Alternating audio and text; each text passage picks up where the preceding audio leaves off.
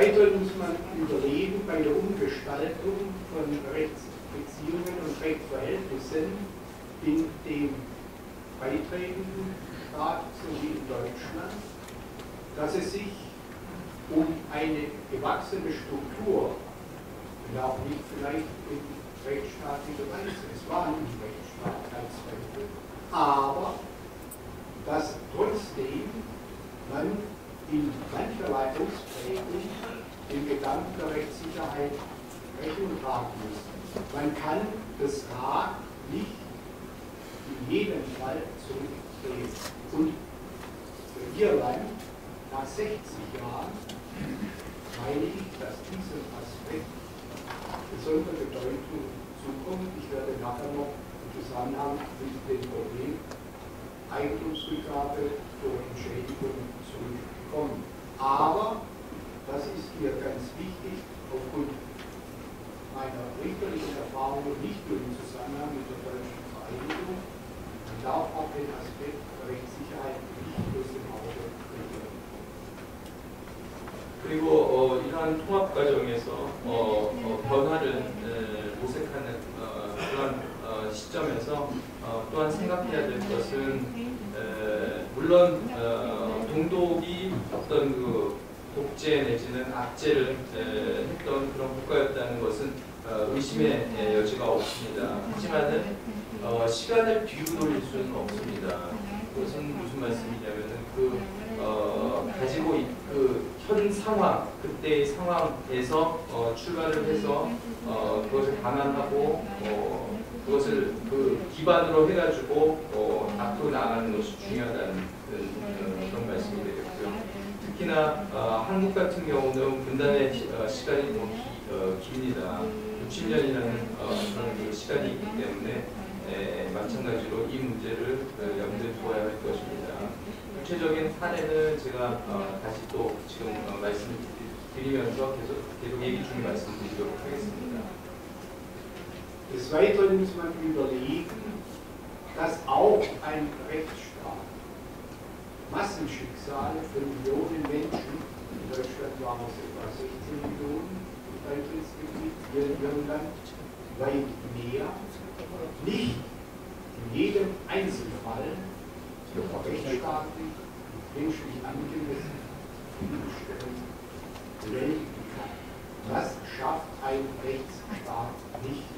Da ist er überfordert, weil nämlich die justizielle Absicherung, das sehen wir in Deutschland, durch viele Gerichtsverfahren und deren Dauer hier eben nicht versagt, aber nicht wirksam werden kann.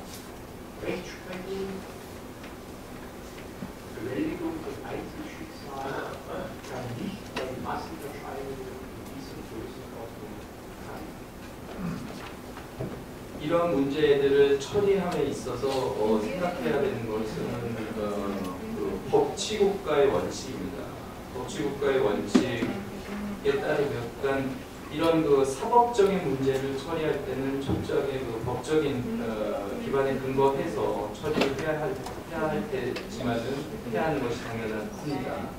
하지만 이런 입장, 이런 근본적인 입장을 가지고 있기 때문에 모든 사람들에게 만족을 줄 수 있는 그런 법적인 대응이 불가능합니다. 모든 사람들이 여러 가지 송사가 있을 테고 그런 경우가 있을 텐데 그런 개인적인 구체적인 사례, 모든 사례를 만족시키는 그리고 모든 사람들을 만족시킬 수 있는 어떤 법적인 대응이라는 것은 어떤 경우에도 어렵다고 생각을 합니다. 또한 거기에 이러한 송사들이 걸리는 어떤 시간, 오랜 시간들을 감안하면 그렇습니다. Man muss darauf Bedacht nehmen, einmal mit den Mitteln der Öffentlichkeitsarbeit, aber auf der zweiten Linie bei der rechtlichen Ausgestaltung einer solchen Vereinigung, dass diese so durchgeführt wird und auch unter die Menschen gebracht wird, dass keine falschen Hoffnungen in dem Sinne, dass Hoffnungen nicht alle erfüllt werden können, solche schon gar nicht geweckt werden, denn das stört den Prozess der Akzeptanz und die Verinnerlichung der neuen Rechtsordnung durch die Menschen. Das kann man in Deutschland belegen durch Prozesse, Verfahren, die jetzt eine Entwicklung von 20 Jahren betreffen. Ich habe hier nur mal so eine Auswahl mitgebracht, was die letzten Wochen und Monate auch unter meinem Schreibtisch bekannt ist. 지금 말씀드린 것과 마찬가지로 그렇기 때문에 통일이 되고 나면은 모든 것이 아주 급족하게 만족하게 해결이 될 것이다 라고 하는 그런 잘못된 기대를 버리는 어떤 자세가 필요하다고 생각을 합니다. 실제로 통일되고 난 이후에 20년 동안 여러 가지 송사들이 있었고 이것은 지금까지도 현재까지도 아직 완결되지 않은 그런 사례들이 많이 남아 있습니다. In Deutschland wurde, Herr Beckmann hat schon darauf hingewiesen, die Form des Beitritts gewählt, dass die Länder in der DDR wieder in der ursprünglichen Form hergestellt wurden und dass diese Bundesrepublik Deutschland beigetreten sind. Wir haben gestern Abend darüber gesprochen, Herr Präsident, ob es sich hierbei oder ob das Argument der Absorption dem gerecht wird. Das ist nicht der Fall, denn auch in Deutschland, in der ursprünglichen Westzone, sind zunächst 1946, 1947 die Länder gegründet worden und diese haben dann 1949 die Bundesrepublik Deutschland gebildet. Und deshalb handelt es sich für neue Länder hinzutreten, nicht um eine Absorption, sondern im Grunde genommen jetzt verfassungsrechtlich gesehen und staatstheoretisch um den Beitritt von Gleichberechtigung.